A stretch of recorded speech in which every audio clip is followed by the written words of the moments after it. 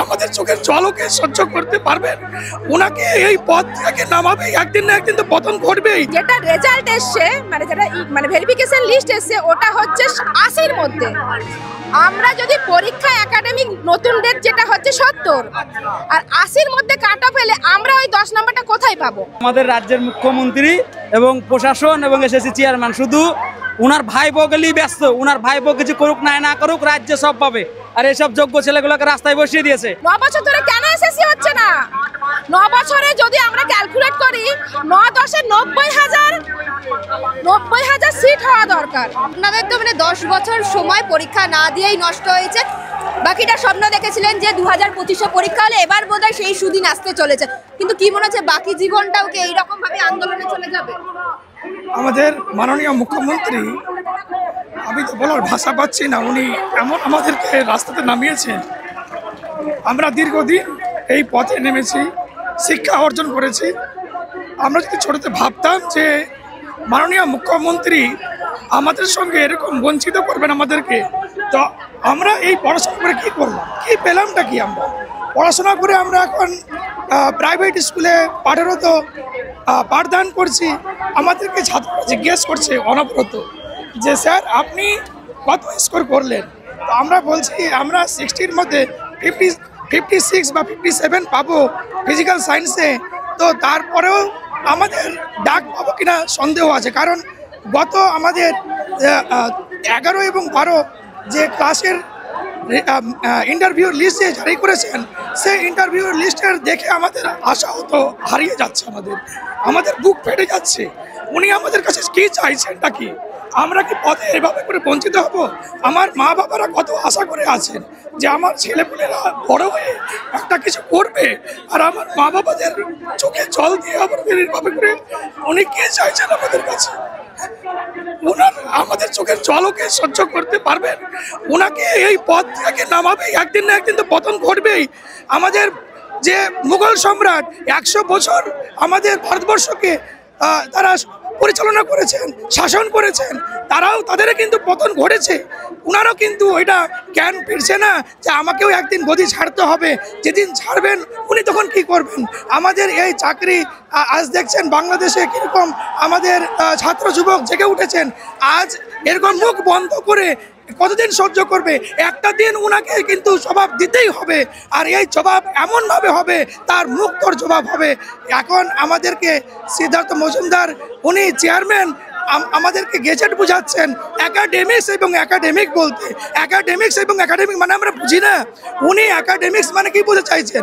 ও experience এবং academic যে রয়েছে আমাদের, সেটা মার্কস যোগ করে আমরা একাডেমিক্স মানে হচ্ছে যে একটা শিক্ষক একাধিক বিষয়ের উপর যখন সে চর্চা করে তার করে একটা মানে স্কোর এবং সে একাডেমিক্সের নম্বরটা পায়। কিন্তু এখানে বঞ্চিত 2016-দেরকে এতই ওরা যদি এত দয়াবান দেখাতে চায়, তাহলে উনি ওদেরকে আলাদা করে ভ্যাকেন্সিতে নিয়োগ করলেন না কেন?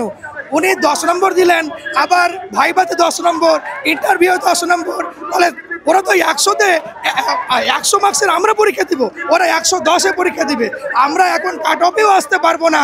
তো আমাদের পরীক্ষাটা নিলেন কেন উনি?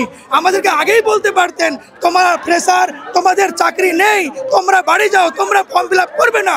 আমরা করতাম না। উনি কেন আমাদেরকে এরকমভাবে পথে বসালেন? উনি কেন আমাদেরকে জবাব দেন? আমাদেরকে আমরা বঞ্চিত হব কেন? আমরা এত শিক্ষিত হয়ে আমরা কেন পথে পথে ঘুরবো?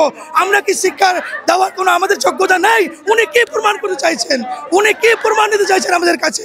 আমরা অবশ্যই সেই প্রমাণটা দেব, কিন্তু সেটা অবশ্যই সেটা কাট অফের মধ্যে যেন হয়, যোগ্যতার মধ্যে হয়। উনি যে আমরা দেখতে পাচ্ছি এসটির মধ্যে 26-এ ডাক পাচ্ছে, আমরা 56-এ ডাক পাচ্ছি না। ওই একজন 11 এবং 12 ক্লাসে একজন ফিজিক্সের টিচার 26 পেয়ে ও কোয়ালিফাই করছে, এবং সে কে পড়াবেন কি ছাত্রদেরকে? কিন্তু আমরা 56 পেয়ে 57 পেয়ে আমরা কি পড়াতে পারবো না? উনি কে চাইছেনটা কি? ওদেরকে যদি এভাবে করে চাকরি ফেরাতে চাইছে, উনি ওদেরকে সহৃদয় যদি দেখাতে চাইছেন ওদেরকে দিয়ে দিতে পারতেন, কিন্তু না, উনি তো মানে চুরি করছেন। এইদিকে কেমন করে চুরি করছেন? ওই সবাইকে একসঙ্গে কোনো ওএমআর ম্যানিপুলেশন করছে। ওএমআরকে তিনি জনসক্ষমে নিয়ে আসছেন না, এই জনসক্ষমে নিয়ে আসার জন্য উনি ওদেরকে মিটিং করে ডাকছেন, ডেকে ওদেরকে নম্বর বৃদ্ধি করার চেষ্টা করছেন। এইসব যে দুর্নীতি, ওনাকে জবাব দিতে হবে, আমাদের ভ্যাকান্সি বৃদ্ধি করতে হবে। আমরা ওদের 2016 সঙ্গে কোনো আমাদের বিরোধিতা নেই। ওনারা যা ওদের মধ্যে অনেক যোগ্য আছেন, অবশ্যই আছেন, আমরা ওদের সঙ্গে সমবেদনায় আছি। ওদেরকে চাকরি দিলে ঠিক আছে, তবে ওদেরকে চাকরি দেওয়ার পরে আমাদের প্রেসারদেরকেও তো সিট সংখ্যা বৃদ্ধি করা দরকার। আমাদের 1 লক্ষ সিট বৃদ্ধি করা অবিলম্বে দরকার আমাদের শিক্ষামন্ত্রীকে। যদি উনি না করেন, উনি যদি না পারেন, উনি অবিলম্বে সিট ছেড়ে দিতে পারেন। আমরা জনগণ কোনো একটা পথ অবলম্বন করব। উনি একটুও কি লজ্জা পাচ্ছেন না যে এরকম আমাদের দিনের পর দিন শিক্ষিত বঞ্চিতরা তারা প্রত্যেক দিন রাস্তাতে ঘুরছে, তারাকে কি আমি জবাব দিব? উনি কি ভেবেছেন লক্ষ্মীর ভান্ডার 1000 করে টাকা দিয়ে উনি কি আমাদের ভোটকে নিয়ে নেবেন? মোল্লা মুন্সিদেরকে ভোট নিয়ে কোনোদিন না কোনোদিন আপনাকে তো এই পরিশোধ করতেই হবে। আপনি যেদিন পরিশোধ করবেন সেদিন আপনি বুঝতে পারবেন আপনার অবস্থাটা কীরকম ছিল। আর কি বলবো, আমার বলার মতো ওনাকে ভাষা নেই। এত জঘন্যতম মুখ্যমন্ত্রী এই পৃথিবীর মধ্যে কোনোদিন হতে পারে না। আর এমনও হতে পারে না যে এই 170 মার্কের মধ্যে যে 70ও পেয়েছেন, উনিও আসতে পারছেন না কাট অফে। তাহলে কত পেতে হবে মুখ্যমন্ত্রী? আপনি জবাব দেন, কত পেতে হবে প্রেসারদেরকে, কত পেতে হবে? আমাদের চেয়ারম্যান, আপনি জবাব দেন। আপনি তো বলছেন যে পরীক্ষা নিয়েছেন 60 মার্কে, আমরা 60 পাচ্ছে, তো 60 পেয়েও কিনা ডাক পাচ্ছেন না। আপনি জবাব দেন আমাদেরকে, কি করলে গেলে আমরা কোয়ালিফাই করব? আমরা 10 মার্ক কোথা থেকে নিয়ে আসবো? আমাদেরকে এটা কি ভুতুড়ে গল্প যে আমরা কোথা থেকে নিয়ে চলে আসবো? এরকম কেন করলেন আমাদের সঙ্গে? আমাদেরকে মা বাবা নেই, আমাদেরকে কিছু আমরা কেন না পাচ্ছেন? আপনি জবাব দেন। আপনি মূল কথা হচ্ছে আমাদের রাজ্যের মুখ্যমন্ত্রী এবং প্রশাসন এবং এসএসসি চেয়ারম্যান শুধু উনার ভাই বগলেই ব্যস্ত। উনার ভাই বউ কিছু করুক না করুক, রাজ্যে সব পাবে। আর এইসব যোগ্য ছেলেগুলোকে রাস্তায় বসিয়ে দিয়েছে। তারা 60 পাচ্ছে, একাডেমিক 10 পাচ্ছে, 70ও তারা ইন্টারভিউ ডাক পাবে না। তারুণ কাট অফ মার্ক হচ্ছে 75। আচ্ছা, মুখ্যমন্ত্রী আর অভিষেক ব্যানার্জির ভোটের বল যদি হয় 5 লাখ, আর যদি বলে 5,10,000 ভোট পেলে পাস করবা, তখন কি করবে রাজ্যের সিএম আর রাজ্যের ভাইপো? নিজে শুধু ওনার ভাইপো গেলে ব্যস্ত। এতগুলো MA BEd করা ছেলেপেলে, ডিগ্রি করা ছেলেপেলে আজ রাস্তায় নামিয়ে দিয়েছে। তারা 60 পেয়েছে, কেউ 58 পেয়েছে, কেউ 60 পেয়েছে, কেউ 57 পেয়েছে, এবং একাডেমিক 10। তারা কেউ ইন্টারভিউ ডাক পায় না। ইন্টারভিউ ডাক পাচ্ছে কারা? 75, 76, 77 স্কোর, যারা ওর ভাইপোকে, এসএসসি চেয়ারম্যানকে, মমতা ব্যানার্জিকে টাকা দিয়ে যুক্ত হয়েছে। তারা এই সরকার হচ্ছে চোর, এরা চুরি করতেই ব্যস্ত। 2012 সাল থেকে পর কোনো এসএসসি হয়নি।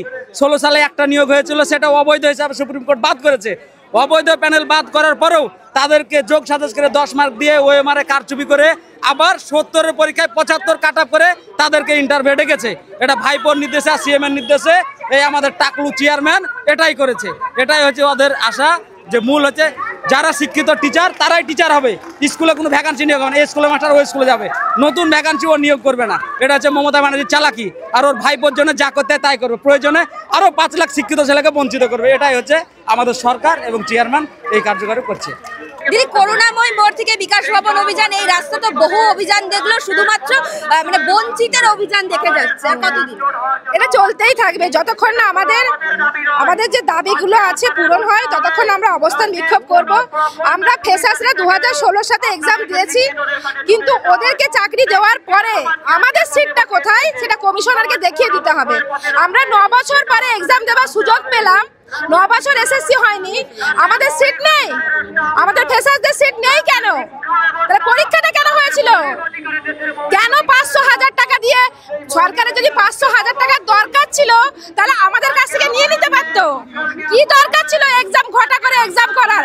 আমরা 3 মাস না খেয়ে, না দিয়ে, না ঘুমিয়ে একটা প্রিপারেশন দিয়ে পরীক্ষা দিয়েছি যে আমাদের কিছু একটা হবে, আমাদের ভবিষ্যৎটা গড়বো আমরা। কিন্তু এই সরকার আমাদের সাথে নেই, এই কমিশন আমাদের সাথে নেই। ইনারা আমাদেরকে নিয়ে প্রহসন করছেন। 9 বছর ধরে কেন এসএসসি হচ্ছে না? 9 বছরে যদি আমরা ক্যালকুলেট করি, 9-10 90,000 সিট হওয়া দরকার। সে জায়গায় ফ্রেশারদের সিট নেই। 90,000 সিট হওয়ার কথা, কিন্তু এখানে তো 10 নম্বরের ভিত্তিতে পুরনো যারা তাদের চাকরি দিয়ে যারা নতুন চাকরি প্রার্থী তারা বলছে পুরোটা গুলিয়ে দেওয়া হচ্ছে। হ্যাঁ, এটা বরাবরই ইন সার্ভিসের সাথে আমরা যারা নতুন তাদেরকে গুলিয়ে দিচ্ছে। আমাদেরকে আগেও বলা হয়েছে তোমাদের চাকরি হবে, তাহলে আমাদের যদি চাকরি হবে তাহলে আমরা 60 পেয়েও কেন ভেরিফিকেশন লিস্টে নাম পেলাম, নাম আসো না, সেটা কমিশনকে বলতে হবে। 60-এ কি করে 70 পাওয়া যায় বা 70-এর কি করে 77 পাওয়া যায়, সেই অঙ্কটা কমিশনারকে আমাদেরকে বোঝাতে হবে। একটু আগে আরেকজনের সাথে কথা হচ্ছিল চাকরি প্রার্থী, উনিও বলছেন যে 70-এ 77, মানে এই বিষয়টা কি এখনো আপনাদের কাছে কেউ ক্লিয়ার করেনি? না, অ্যাকচুয়ালি যেটা রেজাল্ট এসছে, মানে যেটা মানে ভেরিফিকেশন লিস্ট এসছে, ওটা হচ্ছে 80-র মধ্যে। আমরা যদি পরীক্ষা একাডেমিক নতুন ডেট যেটা হচ্ছে 70 আর 80-র মধ্যে কাট অফ এলে আমরা ওই 10 নাম্বারটা কোথায় পাবো? আমরা কি 70 নম্বরে পরীক্ষা দিয়ে 77 পেতে পারি? আমরা 70 নম্বরে পরীক্ষা দিয়ে 72ও পেতে পারি না। সেই রকম অঙ্ক তাহলে কমিশনার জানে, আমাদের জানা নেই যে 70-এ পরীক্ষা দিয়ে 77 কি করে কাট অফ যায়, সেটা কমিশনার আমাদেরকে শিখিয়ে দিন। এই গণিত আমাদের জানা নেই। 26,000 যখন চাকরি চলে গেছিল তখন নেতাজি ইন্ডোরে মুখ্যমন্ত্রী মমতা ব্যানার্জি মিটিং করে বলেছিলেন যে কারোর চাকরি আমি যেতে দেব না, উনি দেখা করেছিলেন। আজকে আপনারা দিনের পর দিন মিছিল করছেন, বিকাশ ভবনে যাওয়ার চেষ্টা করছেন, একবারও মুখ্যমন্ত্রী আপনাদের সাথে মিটিং করেন, আপনারা 10 বছর ধরে বঞ্চিত। ওটাই তো হচ্ছে কথা। মুখ্যমন্ত্রী, আমাদের মাননীয় মুখ্যমন্ত্রী মানে বঞ্চিত ঠিক বলবো না, চাকরি হারা 2016-দের জন্য এ থেকে জেড ভেবে রেখেছেন, কিন্তু আমাদের জন্য এটাও ভেবে রাখেননি। আমরা কি বলির পাঠা? আমরা কি বলির পাঠা হব? 2016 যারা পরীক্ষা, যারা চাকরি প্রার্থী, তাদের পরীক্ষাটা যে তাদের যে চাকরিটা চলে গেল, সেটার জন্য কিন্তু আমরা ফেসাসরা দায়ী নয়, দায়ী সরকার, দায়ী কমিশনার। কিন্তু পাঠির মানে আমরা হচ্ছে বলির পাঠা। আপনারা কোথাও কি গিনিপিক হয়ে গেলেন যে দেখো পরীক্ষা নিচ্ছি, আসলে চাকরি আমি 2016-দেরই দেবো? তাহলে উনি 2016-দেরকে নিয়োগ করতে পারতেন। আমাদেরকে এক্সামে বসার যখন সুযোগ দিয়েছেন, নিশ্চয়ই আমাদের সিটটা দেখে দেওয়ার ওনার দরকার। আমরা ফ্রেশার্সরা আমাদের আলাদাভাবে সিট দিয়ে দিন। পরীক্ষা একসাথে হয়েছে, আমরা দিয়েছি, আমাদের ওটাতে কোনো অভিযোগ নেই, কিন্তু ফ্রেশার্সদের সিটটা আমরা মিনিমাম 50,000 চাই, ম্যাক্সিমাম উনি আরও করতে পারেন। 9 বছর এসএসসি হয়নি, 10+9 90,000 তো হওয়া দরকার ছিল শুধু ফ্রেশার্সদের। আপনি ইন সার্ভিসের সাথে জাস্টিস হোক, আপনি কি করবেন আপনি দেখে নিন। আমাদের 9 বছর পরীক্ষা নেই, আমাদের 90,000 ভ্যাকেন্সি দরকার ছিল। 10,000 করেও যদি প্রতি বছর নিয়োগ হয়, 90,000 হয়। এখন তো পুলিশ আটকে দিয়েছে, আপনাদের বিকাশ ভবন যেতে দেবে না বলছে। কার্যত শিক্ষামন্ত্রী, মুখ্যমন্ত্রী কেউই আপনাদের সঙ্গে কথা বলেনি, আপনারা রাস্তা থেকে দিনের পর দিন ফিরে যাচ্ছেন। আমাদের সাথে ওনারা কথা বলবেন না তো? ওনাদের কাছে বলার মতো কিছু নেই। ওনারা বলেই দিয়েছেন আমরা ফ্রেশারদের জন্য পরীক্ষাটা নিইনি, তাহলে ফ্রেশারদেরকে কেন ফর্ম ফিল আপে বসতে দেওয়া হলো? কেন গেজেটে উল্লেখ করা হলো না পরীক্ষাটা শুধুমাত্র 2016 প্রার্থীদের চাকরি ফিরিয়ে দেওয়ার? এটা গেজেটে উল্লেখ করা দরকার ছিল। আমরা কি পড়াশোনা জানি না? আমরা কি পড়াশোনা বুঝি না? এমন ভাবে গেজেটটা বানিয়েছেন উনি যে নিজেকে বিশাল মহান মনে করছেন যে আমরা কিছু বুঝি না। আমরা ঘাসে মুখ দিয়ে চলি না, আমরা ঘাসে মুখ দিয়ে চলি। আমাদের এত কিছুর দরকার নেই। আমরা ফ্রেশার্সরা মিনিমাম 40,000 সিট চাই শুধু ফ্রেশার্সদের। আমরা 10 নাম্বারটা যদি আমাদের কাজের যদি সুযোগ নাই পেলাম, আমরা 10 নাম্বারটা কোত্থেকে পাবো? একটু মাননীয় মুখ্যমন্ত্রী একটু ভালো করে বুঝিয়ে একটু বলুন তো।